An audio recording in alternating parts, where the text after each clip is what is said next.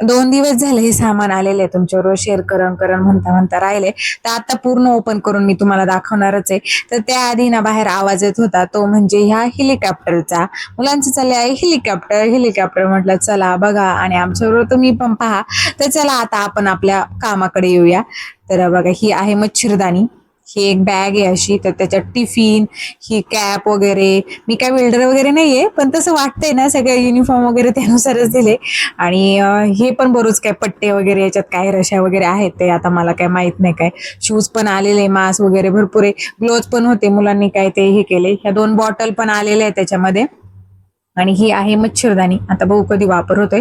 ते तर ओपन केलेली होती मी बॅग बर का.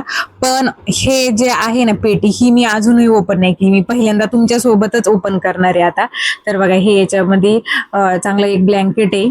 आणि हे असं चादर म्हटलं ना तरी चालेल, 2 आहेत चादरी.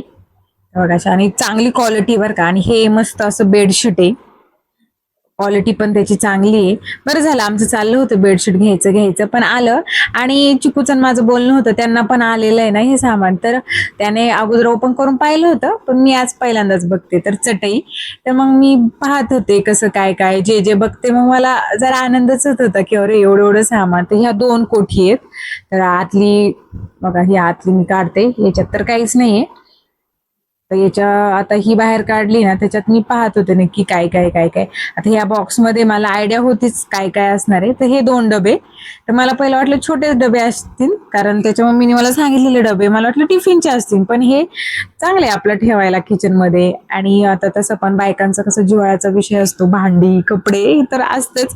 तर मग मी हे 2 बघितले डबे, म्हटलं चला वापरायला काढू. फक्त एवढंच बरं का. आणि ती भांडी आलेली आहेत ना त्याच्यातलं पण मी अजून काहीच भांडं वापरायला काढलेलं नाहीये.